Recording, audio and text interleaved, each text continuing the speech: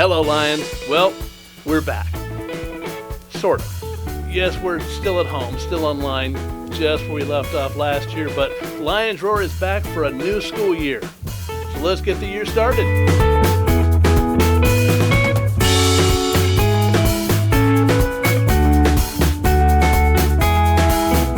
Hello, Lions. If you're new here at Vista, La Sierra, this is Lions Roar, a show produced just for you. Every Friday, our student correspondents tell you what's going on around the school, in the community, and around the world. Seriously, around the world. Keep watching, you'll see. You'll find out about clubs, sports, events. Can you say prom? You'll get announcements from ASB, teachers, counselors, and of course, our very own Principal Leanna with her Principal's Perspective, which, coincidentally, is up right now. Good afternoon, Lions. This is Mrs. Leanna. Welcome to the Principal's Perspective. Well, we're almost done with the very first week of our new distance learning school year. For the most part, I think it went really well. I want to thank our staff for all the hard work that they put into making this such a strong opening. And thank you to the students for making the transition from what we did last spring, where we were kind of accessing our studies anytime that we wanted to, and now being in class in a regular virtual classroom bell schedule. You guys are doing a great job. You're getting in there, and you're getting in there early. You're staying for the whole class. But I know that that was a transition, so thank you for making that. The feedback that I'm getting from students, from parents, and even from staff is that this is working better, and students are liking it more. So that's great for us to know that, and we're going to continue making it better and stronger every day as we work through it. This week I want to talk about student norms. We always have student norms for learning. We call them successful student norms. And you guys, who have been here before, have seen those posters. They're hanging in every room. We have a big banner in the quad, and it says successful students, and there's 5 different norms that are listed underneath it. What our staff did is they took a look at those norms, and they made some adjustments to how those norms look in distance learning. They didn't change too much, but a little bit. And I want to go over those with you now. I know many of your teachers have done that as well, and the norms are posted on all the Google Classrooms. So the first thing that we expect from our students, and that will help them be successful students, is that they show up daily, and they show up on time to their Zoom classes. And if you've known me, you've always heard me say, in order to be successful, you need to learn to show up, and you need to learn to show up on time. And that is not different in a virtual setting. In some ways, it's even more important, because if you're not there on time and you're stuck in that waiting room, you're missing out on your learning, and you're also distracting away from the lesson, because your teacher has to keep checking that waiting room and letting kids in, and that becomes a distraction for everybody. Our minutes are precious in distance learning, so please remember, to be successful, you need to be showing up daily and showing up on time. That's going to get you far.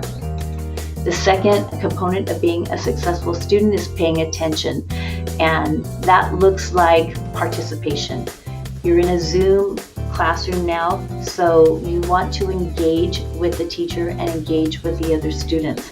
When questions are being asked, answer them. And I know that that's sometimes different. You need to learn how to raise your hand or use those different features to let the teacher know that you want to respond. There's also a daily exit ticket in every class. Complete those tickets. That's proof that you've paid attention. The next characteristic of being a successful student is to study. Oftentimes when you receive information in a class, it takes more than that one time before you really mastered that learning. And that's normal, that's okay. A successful student knows that, and they put aside time outside of class to review those materials again.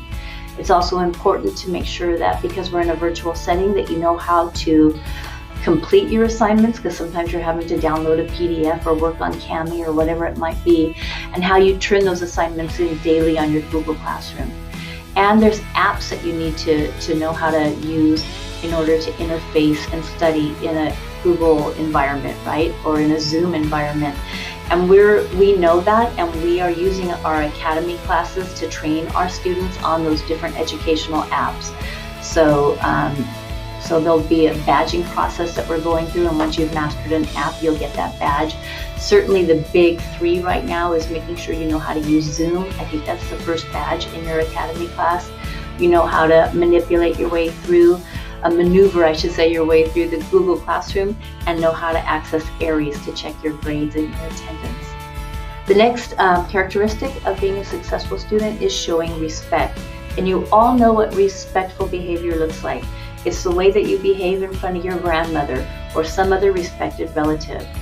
You don't talk back, you don't swear, you are respectful, you listen.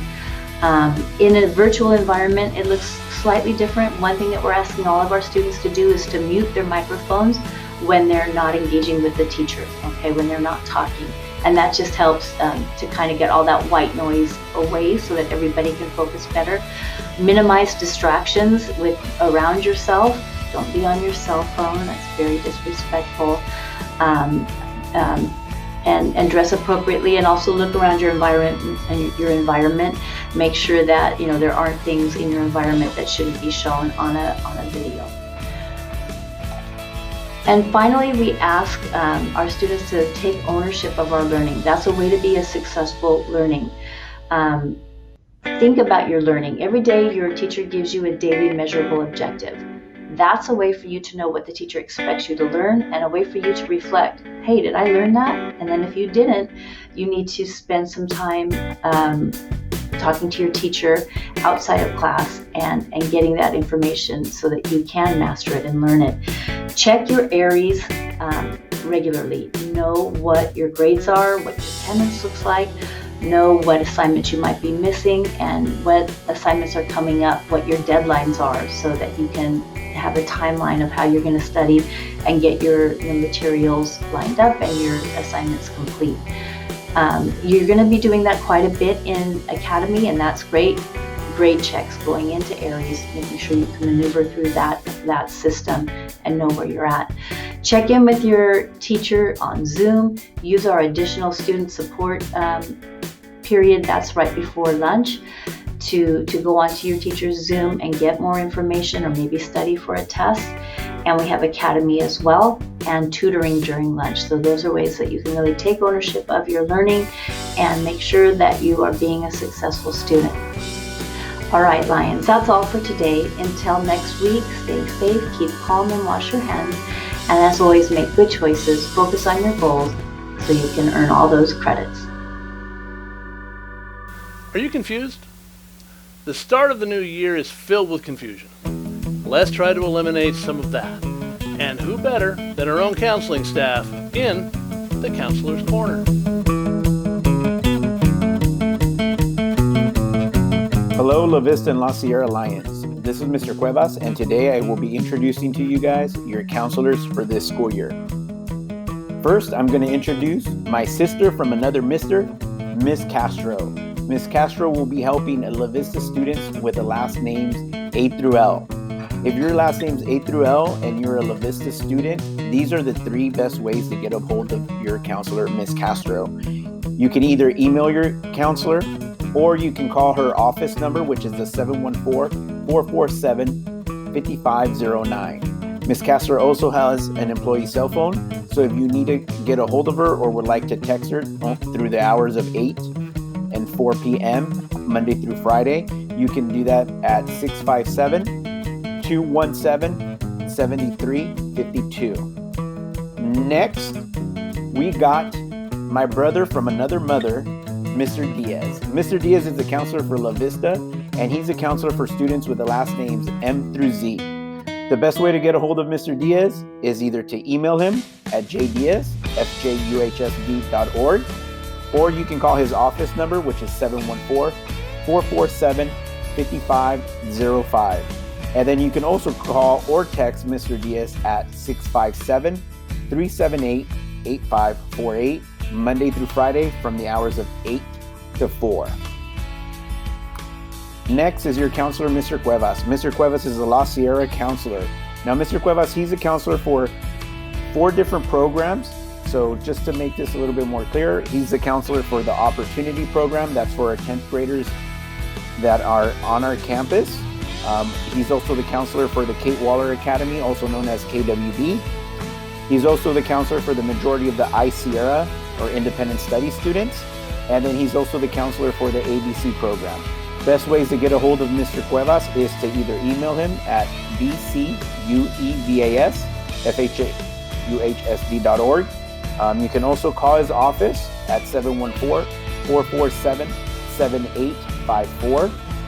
And you can also reach Mr. Cuevas either by text or by calling him at 657-243-6375, and that's only Monday through Friday from the hours of 8 to 4. These are your 3 counselors for this school year. Please reach out to us if you have any questions. Don't be shy. Email us, call us. But when you do call us and you do email us, please make sure you're writing down your name, especially with the phone messages or text messages. Please let us know who you are so that way we can get a hold of you a lot quicker. I hope you guys have had a great first week. Keep working hard and have a great, wonderful week too. Thank you guys. Bye. Hey, I just want to let you guys know some house cleaning stuff.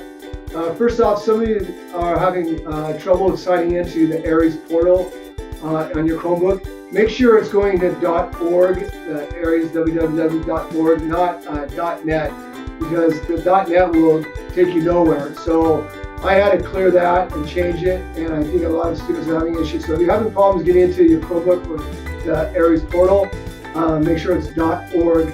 Second, just let you guys know you can get lunches at your home school or the closest school to you in the Fullerton district for breakfast and for lunch. So go over there and you can pick it up and that you get your food. So that'll save you money and you guys go eat. I think that was it. Was it one more? Thirdly, Chromebooks, lunches. They can also get lunch here. And you also can come get lunches here. We've got 10 students get them yesterday, so that's great. And materials that they don't. And if you haven't picked up your materials for your books that you need for your class, come here between 8 and 3 and go to the library. Make sure you check in the front. They'll take your temperature, and then you'll get your stuff. Your other thing is your ID cards are going to be mailed to you this week. Look for them in the mail. You pick them up. You can use them when you go get your lunches if you have them. So there again, it's been a great week. Have a great weekend, and we'll talk to you later. Bye. First show in the can. If you'd like to be on Lion's Roar, let me know. We're always looking for talented people. Finally tonight, I know a lot of you are bemoaning the fact that education has changed. Distance learning, the new paradigm. And while it may be different than you're used to, it's certainly not new. In 1728, the first recorded instance of distance learning occurred in Boston when Caleb Phillips advertised private correspondence courses on the subject of shorthand in the Boston Gazette. In the 1840s, Sir Isaac Pitman ran correspondence courses teaching his revolutionary shorthand system, Pitman Shorthand, and it's still widely used today. Then in 1859, the University of London became the first university to offer distance learning degrees. The term distance learning was first used in a pamphlet from the University of Wisconsin at Madison in 1892. Then, in 1906, the university began recording lectures and sending them to students on phonograph records.